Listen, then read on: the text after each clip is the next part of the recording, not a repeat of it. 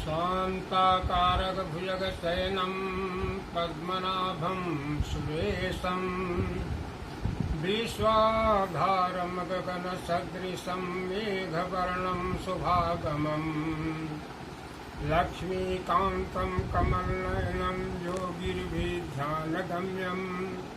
वन्दे विष्णुभवभयहरं सर्वलोकैकनाथम्। गीता में भगवान श्री कृष्ण कहते हैं, अनन्याश्चिन्तयन्तो मां ये जना पर्युपास्यते तेषां नित्यमभियुक्तानां योगक्षेमं वहाम्यहम्। अनन्य भाव से जो मेरा चिंतन करते हुए मेरी उपासना करता है उसके योगक्षेम का वहन मैं स्वयं करता हूँ। अनन्य क्या है, अनन्य भक्ति क्या है, इसकी परिभाषा मानस में भी दी गई है।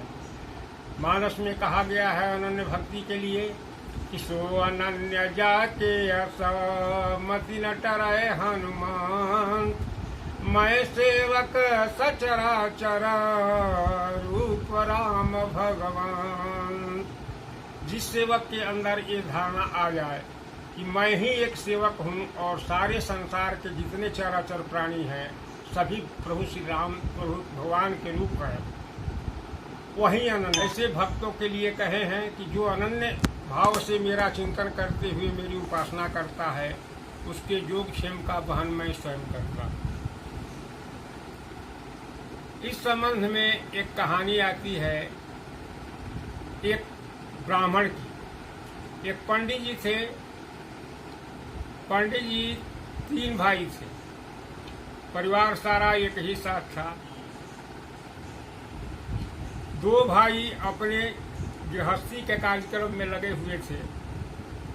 वो अपने जजमान के यहाँ जाते, पूजा पाठ करते, नित्य कुछ कमा कर लाते, अपने परिवार का भोजन खर्च बढ़िया से चल रहा था।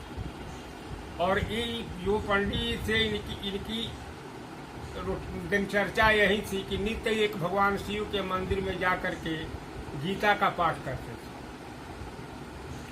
और इसी श्लोक पर उनको विशेष ध्यान था कि अनन्याश्चिन्तयन्तो मां ये जना परिपास्ते तेषां नित्यमभियुक्तानां योगक्षेमं वहाम्यहम्। कहते थे कि यदि मैं खुद कर रहा हूँ तो फिर भगवान कृष्ण पर हमको भरोसा कहाँ, जबकि उनकी ही वाणी है कि मैं योगक्षेम का वहन स्वयं करता हूँ। कुछ दिन बीतते गया, अंत में होते होते परिवार का खर्च बढ़ते गया। तीनों भाई अलग हो गए। अलग होने के बाद वो कहने लगे, पहले वे लोग कहे कि आप भी कुछ कीजिए, कुछ बाहर से जा करके जजमान यहाँ पूजा पाठ करके चाहे जो भी हो जो तरीका से कुछ उपार्जन कीजिए कि परिवार का खर्च चले। पंडित जी कहते थे नहीं, यदि मैं खुद करूँगा तो फिर भगवान पर भरोसा क्या। इस तरह से उनको वो दोनों भाई अलग कर दिया। अलग कर देने के बाद अपने पत्नी से ही कहे कि जो कुछ थोड़ा बहुत मिला है हम लोगों को उसी से खर्च अपना करना है, चलाना है। न किसी से कुछ मांगना है और न किसी को देने पर कुछ लेना है। ये बात हमेशा याद रखना। और अपनी पत्नी को मना कर दिए कि कोई दे भी तो नहीं लेना है और न किसी से मांगना है। होते होते जो घर में उनका थोड़ा बहुत मिला था सब खर्च होते गया। एक दिन ऐसी स्थिति आ गई, नित्य इनका कार्यक्रम वहीं था। नित्य जाते, एक तालाब के पास एक शिव मंदिर था, वहीं स्नान करते, वहीं पूजा पाठ करते भगवान शिव का और गीता का पाठ करते।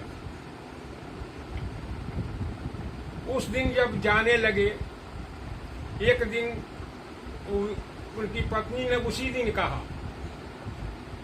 कि आप जा रहे हैं पूजा पाठ करने, अब घर में कुछ नहीं है तो खाना क्या बनेगा, मैं क्या करूंगी। यहाँ तक कि बस मात्र एक आपकी धोती और एक पोथी बच गई, घर में और कुछ नहीं। कुछ चिंता में पड़ गए पंडित जी, लेकिन फिर उसको समझाए, बोले चुपचाप रहो, हम आ रहे हैं पाठ करके, उसके बाद जो होगा दिखाएंगे। पंडित जी फिर अपना धोती पोथी उठा कर लेकर गए जा कर के नित्य की तरह वहाँ तालाब में स्नान किए, भगवान शिव की पूजा किए और पूजा करने के बाद वही गीता की पुस्तक खोल करके पाठ करना शुरू कर दिया। पाठ करते करते जब बीच में वो श्लोक आ गया कि अनन्या चिंतयन्तो माम ये जना पर्युपासते तेषां नित्याभियुक्तानां योगक्षेमं वहामि, वहीं रुक गए और उनके मन में संदेह हुआ कि ये भगवान कृष्ण की वाणी नहीं, क्योंकि गीता भगवान श्री कृष्ण की ही वाणी है।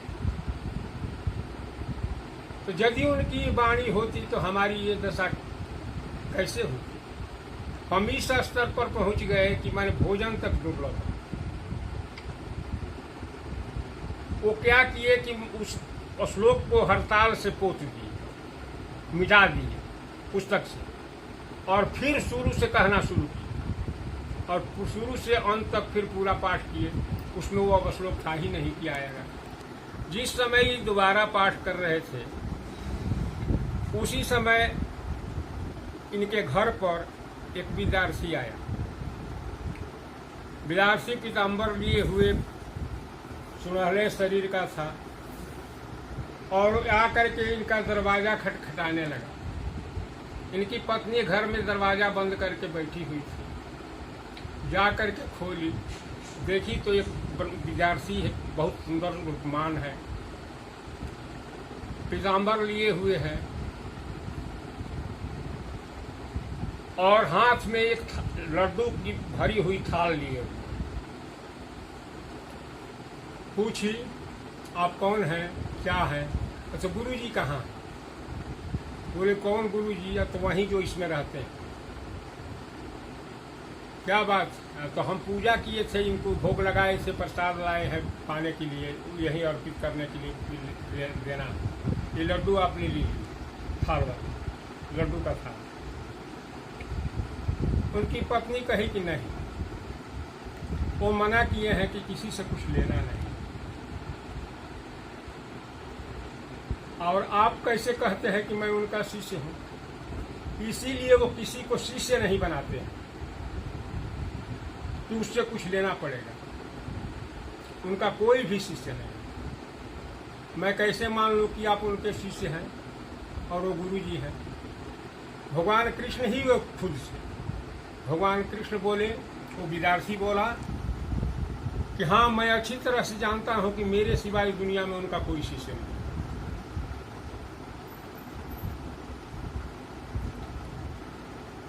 मैं ही एक उनका शिष्य हूं।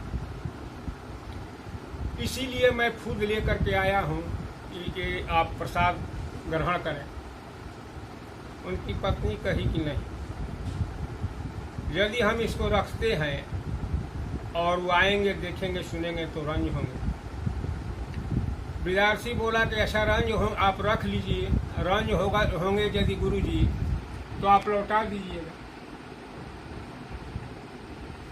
यह कहकर के वो विद्यार्थी लड्डू से भरा हुआ थाल वहां रख दिया। जब जाने लगा, पूछी गुरुजी की पत्नी पंडित जी की कि आप अपना पता बताइए, कहाँ मैं लौटाने को ले जाऊंगी? यदि वो नहीं स्वीकार करेंगे इस प्रसाद को तो मैं कहाँ लौटाने ले जाऊंगी? विद्यार्थी ने कहा कि आप इतना ही कह दीजिएगा कि जिस विद्यार्थी के मुंह पर आप हड़ताल पोत दिए वही विद्यार्थी लेकर के आया हुआ था।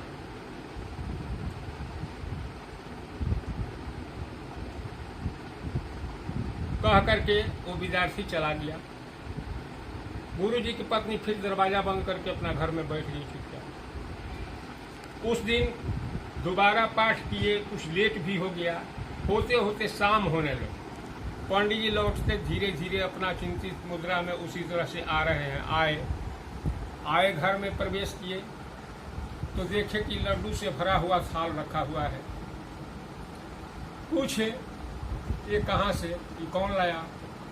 अब तो एक विद्यार्थी आया था और वो गुरुजी चिल्ला रहा था। हम दरवाजा जब खोली तो सामने उस लड्डू का थाल लेकर खड़ा था।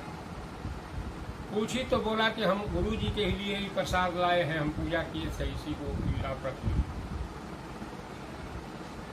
पंडित जी बोले कि हमारा तो कोई शिष्य है नहीं, और हम मना किए थे कि कोई दे भी तो कुछ लेना नहीं और न किसी से कुछ मांगना है, तो तुम तो ये गलती की। पंडित जी की पत्नी बोली कि हम ले नहीं रहे थे। कोई विद्यार्थी बोला कि यदि गुरु जी इनकार करेंगे तो हमको आप वापस कर दीजिए। मैंने पूछ लिया कहाँ वापस करने में ले जाऊंगी। विद्यार्थी बोला कि इतना ही कह दीजिएगा गुरु जी से कि जिस विद्यार्थी के मुंह पर आपने आज दिन में हड़ताल पोत दिया है वही विद्यार्थी लड्डू का थाल लेकर के आया।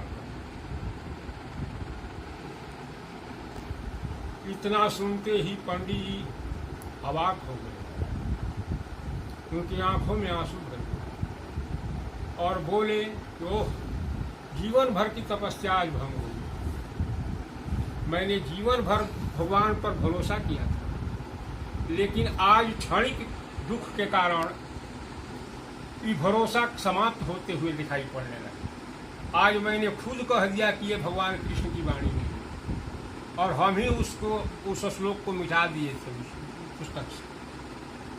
तो साक्षात तो भगवान कृष्ण ही थे। तब पंडित जी की पत्नी बोली कि ऐसा एक बात है, जब भी वो साक्षात प्रभु ही थे तो आप तो कहे थे मनुष्य के लिए कि मनुष्य से कुछ मांगना नहीं है और कोई दे तो कुछ लेना नहीं है। जब साक्षात भगवान ही देने आए हैं तब इसको आप ग्रहण कीजिए और इसमें से प्रसाद भोग पाइए। पंडित जी बोले नहीं। जब हमारे अंदर संदेह हो गया तब रिजल्ट ठीक उल्टा हो गया। जो हमको दर्शन देना था जाकर के प्रभु को वहां, वो आपके पास चले आए। इसलिए मैं तब तक इस प्रसाद को ग्रहण नहीं करूंगा जब तक वो पुनः नहीं लौट कर आ जाते। और प्रसाद उसी तरह से थाल रख करके और दोनों आदमी अपना बैठ गए, तो दरवाजा बंद कर दिए, अपना उसी तरह से भगवान भगवान कर रहे हैं, प्रभु का नाम ले रहे हैं। होते होते बहुत देर हो गई, रात में करीब आधी रात होने वाली है। फिर दरवाजे पर वहीं दस्तक हो रही है, गुरुजी गुरुजी गुरुजी, और दरवाजा कोई पीट रहा। ये लोग तो जगे हुए ही थे, भोजन किए ही नहीं है, नींद लगने का सवाल क्या था, दूसरी में चिंता थी। पंडित जी की पत्नी बोली कि ठीक है, देखिए आपका विद्यार्थी आ गया। यही आवाज़ थी और यही विद्यार्थी। जा करके दरवाजा खोले, देखते हैं साक्षात भगवान कृष्ण। गुरु जी, पंडित जी की आंखों में आंसू आ गए और ये साक्षात उनके चरणों में गिर गए और बोले कि प्रभु, मैंने आप पर भरोसा छोड़ दिया, वो सही आप ही की बात थी, हम उस पर अविश्वास आज कर दिए, हमको माफ़ कर दीजिए। बोले ठीक है, वो प्रसाद हम ही लाए हैं, आप वही पाइए और आगे चलिए। यदि आप सांसारिक संपत्ति ही चाहते हैं, वहाँ से पंडित जी को ले गए। आगे एक घोड़ा बना हुआ था, उस घोड़े पर हीरा मणि मोती सब लगा हुआ था, अपार संपत्ति थी, वो दिखा दी, यही आप रख लीजिए। पंडित जी रोने लगे, बोले जी इसकी हमको जरूरत नहीं, आपकी कृपा मैं चाहता हूँ, ये तो माया है और फिर हम फंस जाएंगे इसी में। प्रभु हंसने लगे और बोले कि नहीं, इसकी भी कुछ आवश्यकता यहाँ पड़ेगी, इसलिए आप इसको रख लीजिए और किसी से कुछ मांगिएगा मत, इसी से अपना खर्चा रहिए। इतना कह करके समझा बुझा करके वो भगवान कृष्ण पंडित जी से विदा लिए और उनकी कृपा से पंडित जी का सुख संपत्ति सब हो गया। इस परिवार के लोग थे जो इनको अलग कर दिए थे, वो भी इनकी दशा देख करके अब तरसने लगे और फिर अंत में एक ही साथ सब लोग हो गए। फिर पूरा परिवार सम्मिलित हो गया और एक साथ आनंद से रहने लगे और पंडित जी अपना अंत तक वही विश्वास के साथ उसी गीता का पाठ करते करते परम धाम को प्राप्त। भले श्यावर रामचंद्र की जय, कृष्ण भगवान की जय।